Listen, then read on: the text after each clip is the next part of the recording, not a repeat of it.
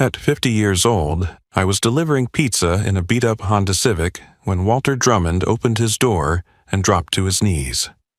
The December rain was coming down hard that night, soaking through my Luigi's Pizza jacket, and I just wanted to collect my $12 tip and move on to the next delivery. But this old man was staring at my face like he'd seen a ghost, his hands trembling as he reached toward me. "Dear God," he whispered, his voice breaking. "You're Thomas Grant's son, aren't you?" I stepped back, confused and a little concerned. "Sir, are you okay? Should I call someone?" "Thomas Grant was your father. I know those eyes, that jawline. You look exactly like him when he was young." His eyes filled with tears. "I've been searching for you for 30 years, Raymond." "How do you know my name?" My heart was racing now. Nobody talked about my father.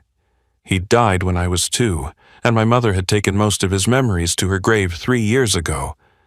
Because I was his business partner. We started a company together in 1982. Your father owned 50%. Walter struggled to his feet, grabbing my arm with surprising strength for a 78-year-old. "Please, you need to come inside. What I'm about to show you will change everything." I should have left. I had 3 more deliveries getting cold in my car, but something in his voice, the desperation mixed with joy, made me follow him into his house. The living room walls were covered with framed photographs and documents. He pulled one down with shaking hands, showing 2 young men in hard hats standing at a construction site. "That's your father and me, the day we signed the papers for Drummond Grant Developments." My throat went dry. My father looked exactly like me, or I looked exactly like him. Same dark hair, same strong jaw, same slight crook in the nose. He never mentioned any business to my mother. Because we thought we'd failed, the city denied our development permits. Your father died 2 months later thinking he'd lost everything. But 6 months after his death, they reversed the decision. That worthless swampland we bought? It became the Riverside Technology Corridor. Walter shuffled to his desk and pulled out a folder thick with documents. "I've been collecting your father's share of the profits for 30 years, searching for you and your mother. She disappeared after his death, and I couldn't find her.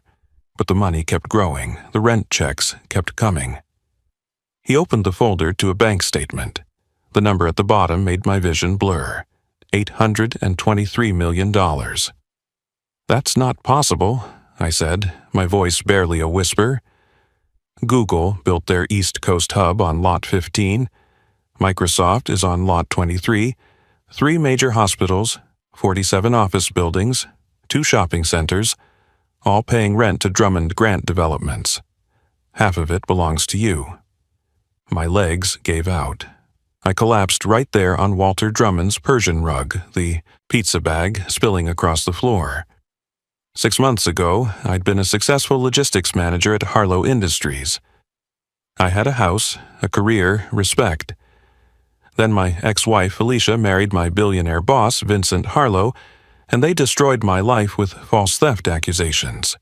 They blacklisted me from the industry, took my home, my savings, everything.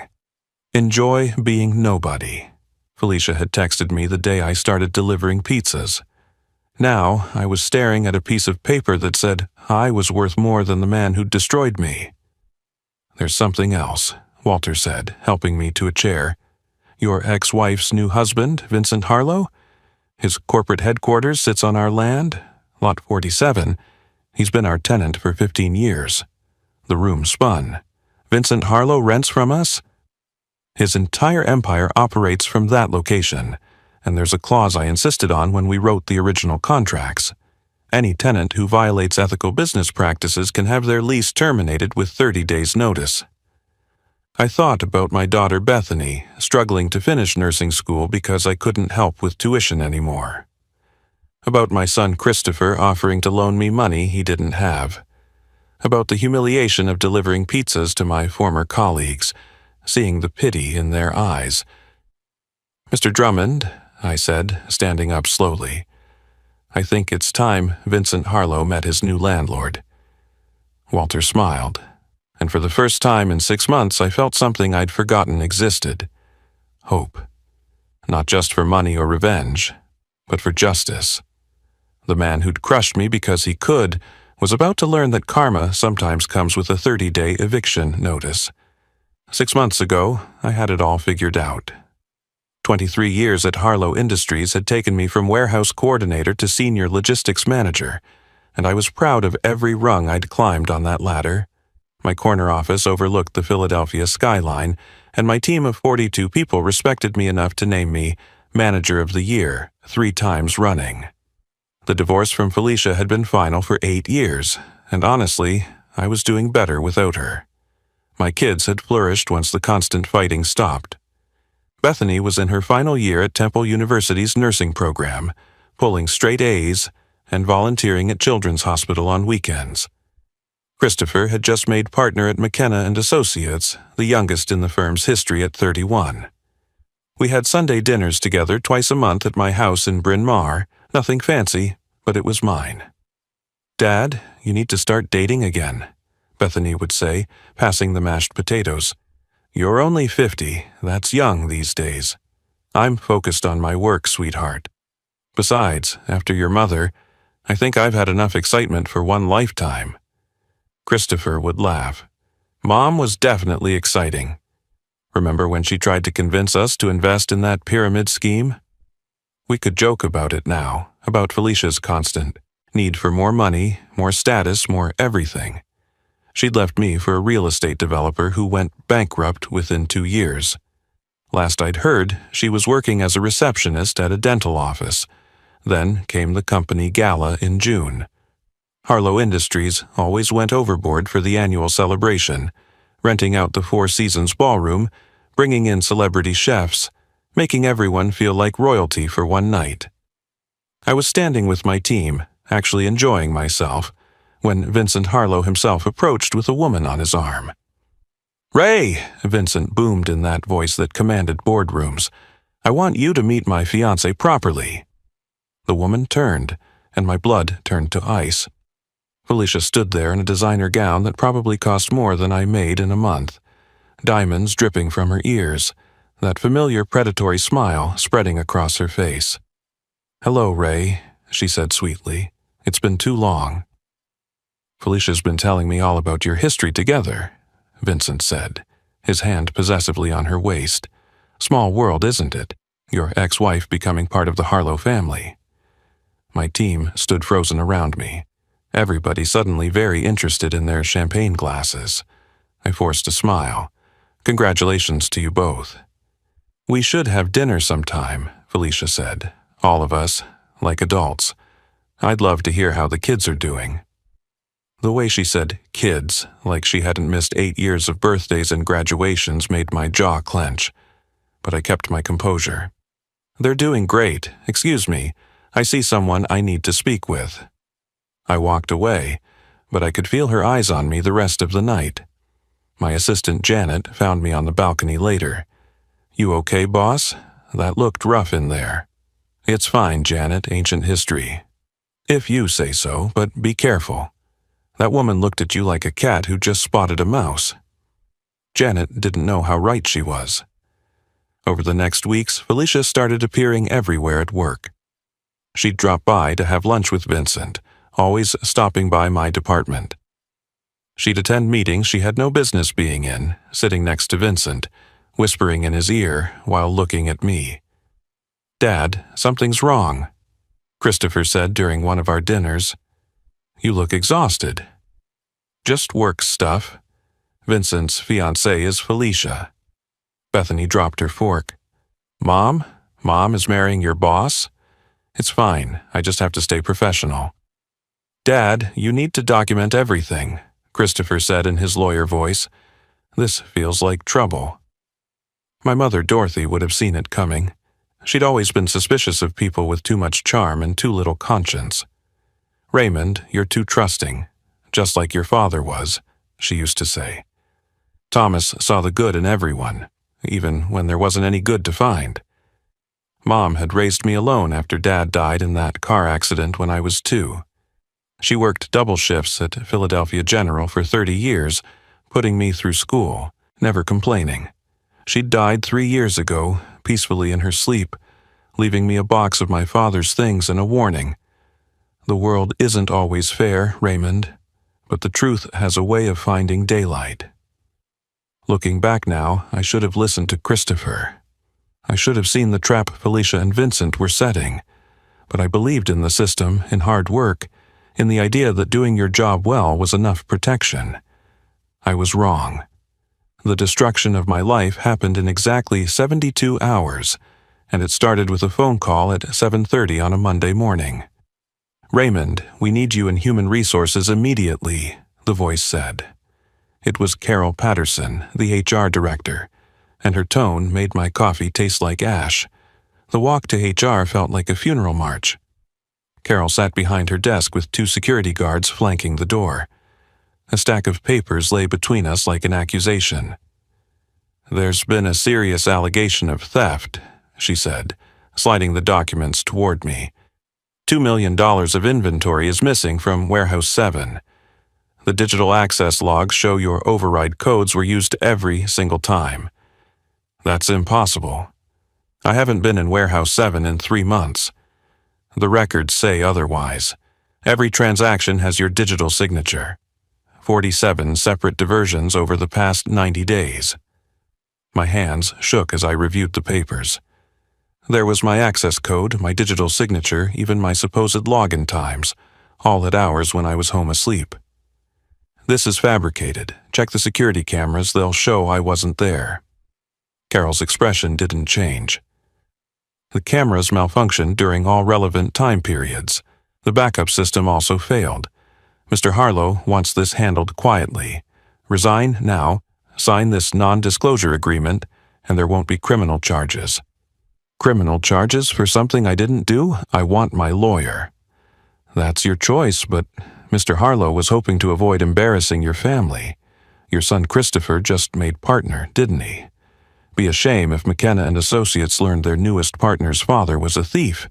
The threat was clear. I stood up. I'm not resigning for something I didn't do. Then you're suspended, effective immediately. Security will escort you out.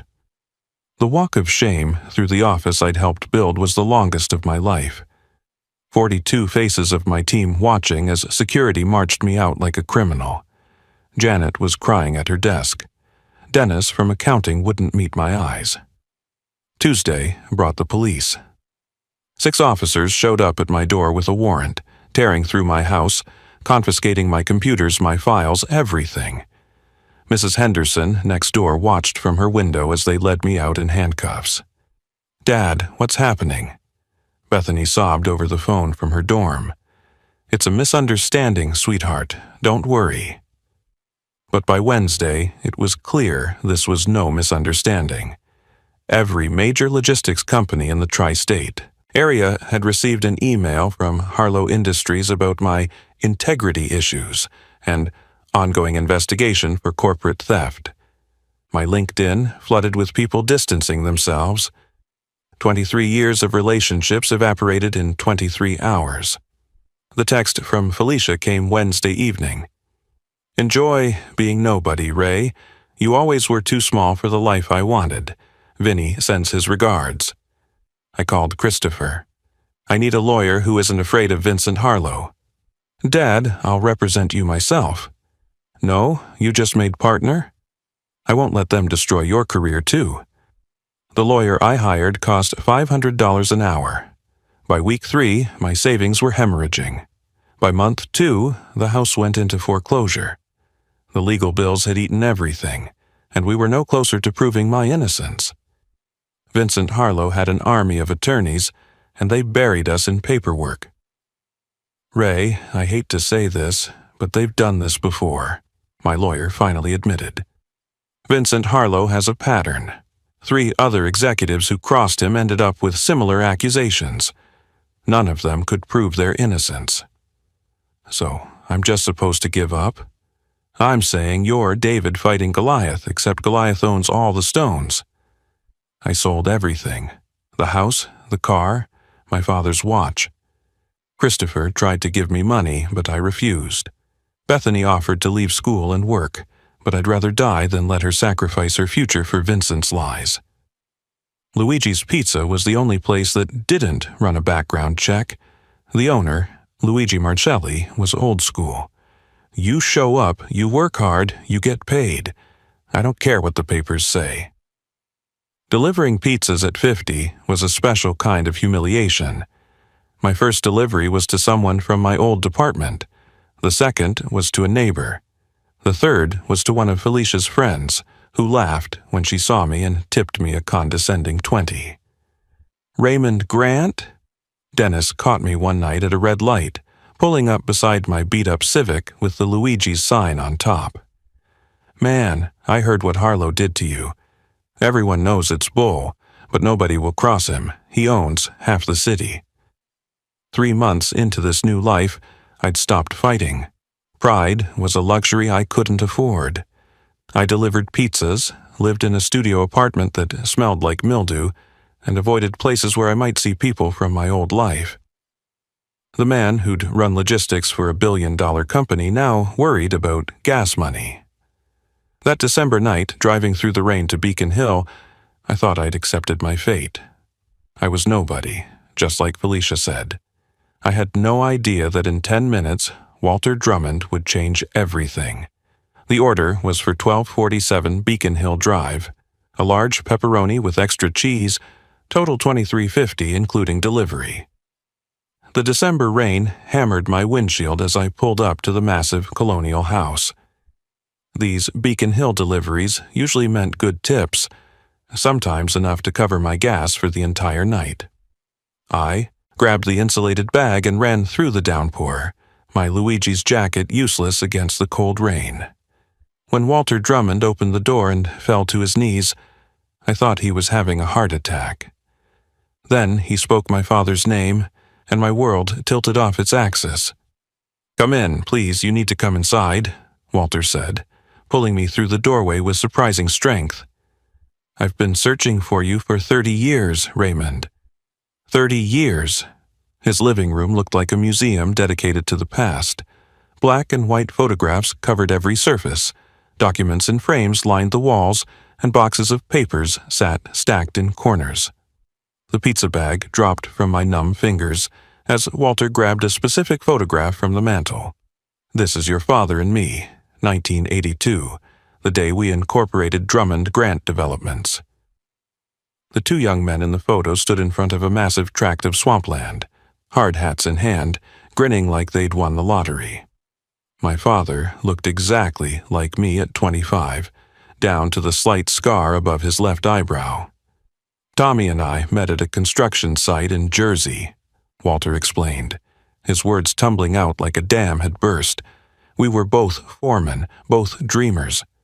We'd spend our lunch breaks talking about making it big, about building something that mattered. Then the riverside land came up for auction, 60 acres of swamp that nobody wanted." Walter pulled out a yellow document, the incorporation papers for Drummond Grant Developments. "Your father scraped together $50,000, his entire life savings plus a loan against your parents' house. I matched it.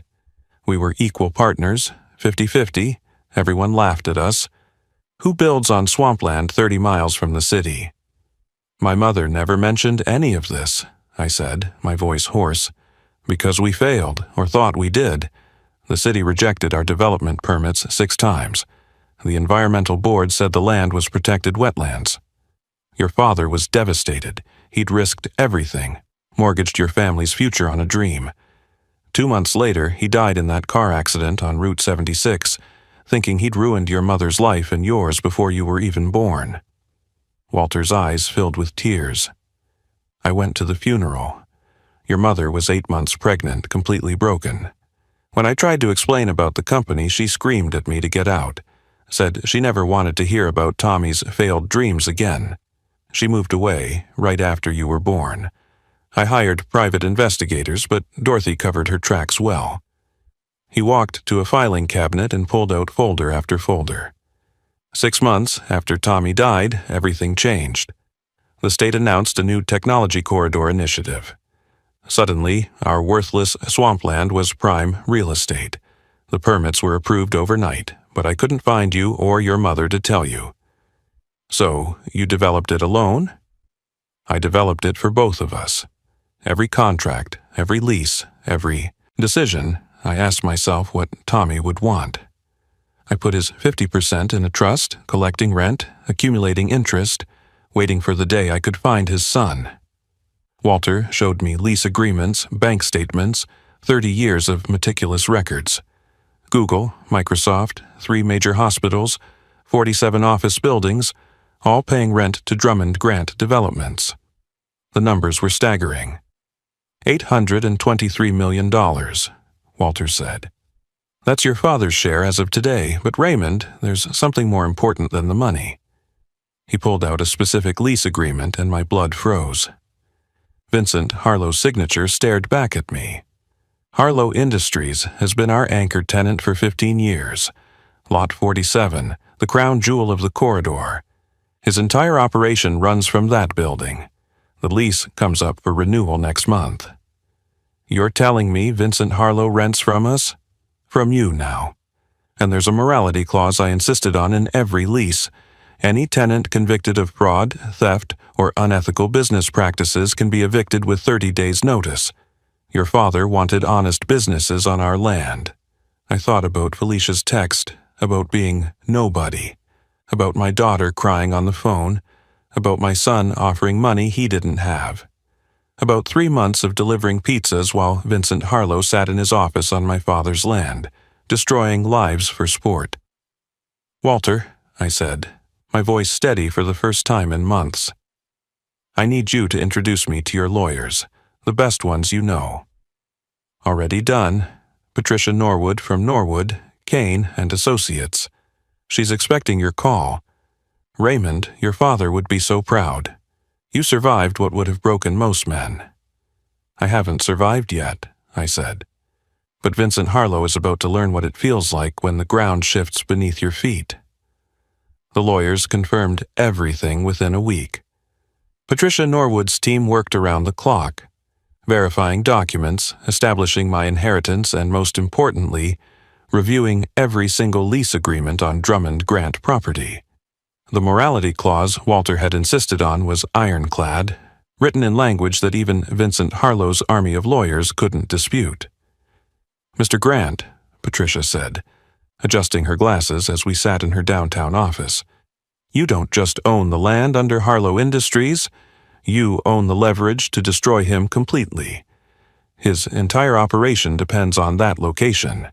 The specialized manufacturing equipment alone would cost $50 million to relocate. How soon can we move? We already have. I filed the paperwork establishing your ownership and sent formal notice that you'll be personally reviewing all lease renewals. Mr. Harlow's attorneys have been calling nonstop. My phone buzzed. Felicia, I let it ring.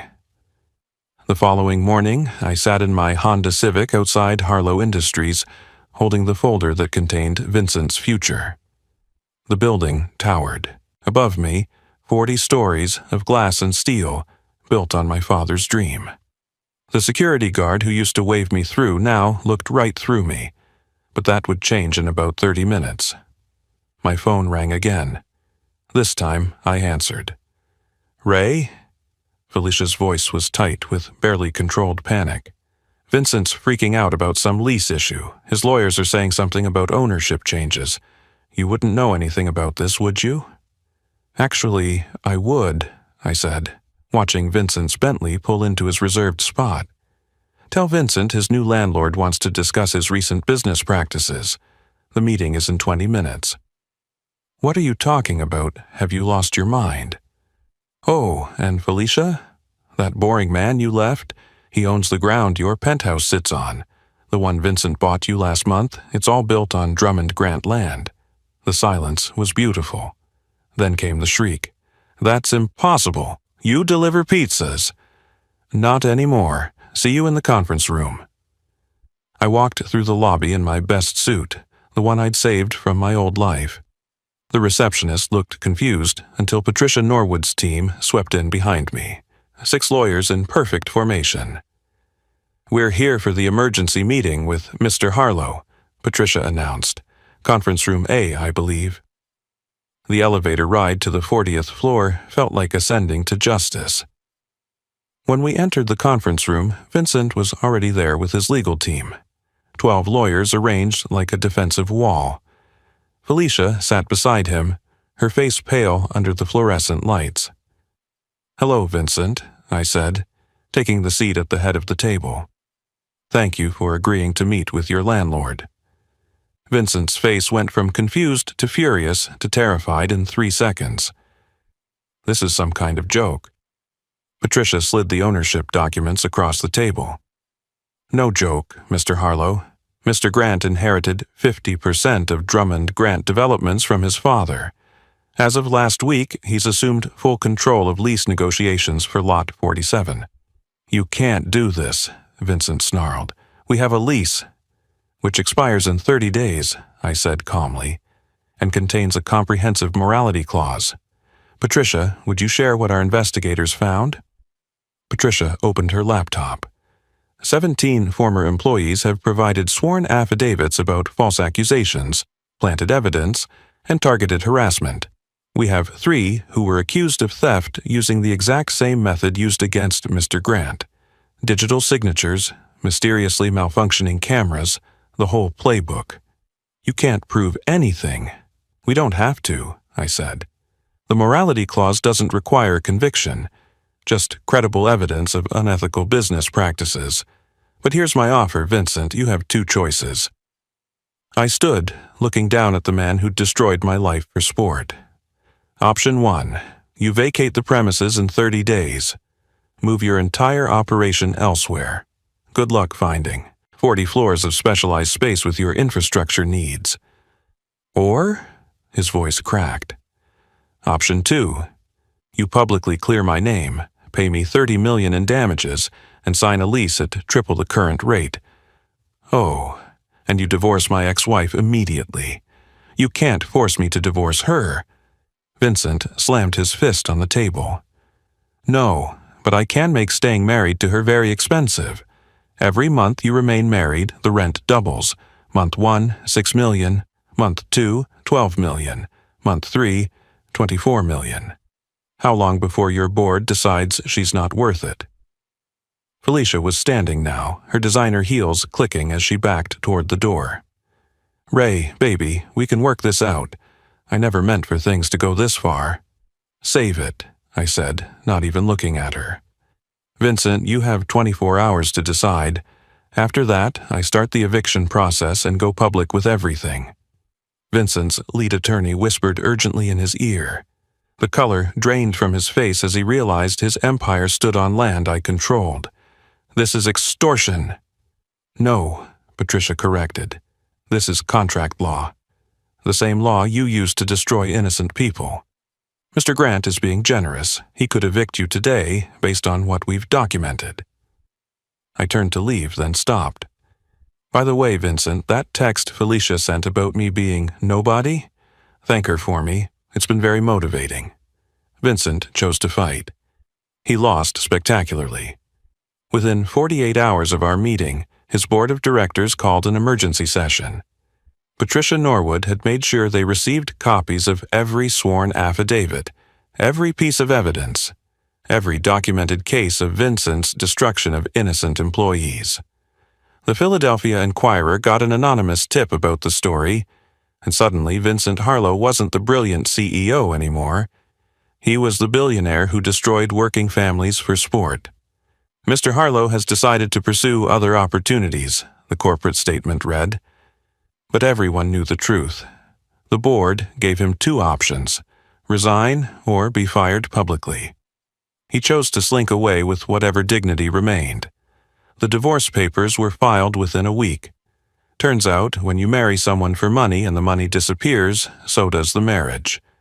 Felicia sent dozens of texts, each more desperate than the last. "Ray, please, I made a mistake. We were married for 20 years. Doesn't that count for something? I'm going to be homeless. Is that what you want? Please answer me. I know you're reading these." She even showed up at Luigi's one night.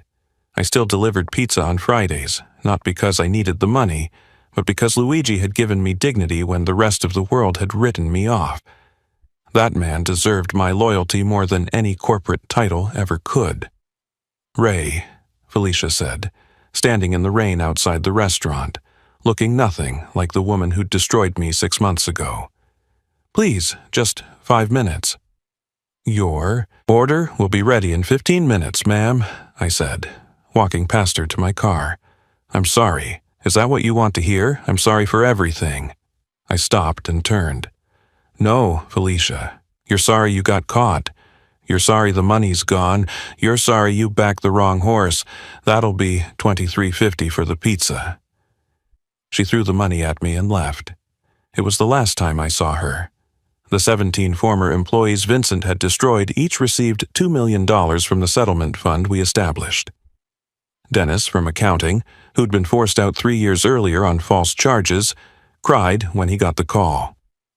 "Ray, you didn't just save yourself. You saved all of us." Walter Drummond became the grandfather I never had. We spent evenings going through my father's old papers, learning about the man I'd never known. Tommy Grant had been a dreamer, but more than that, he'd been a man who believed business should lift communities, not destroy them.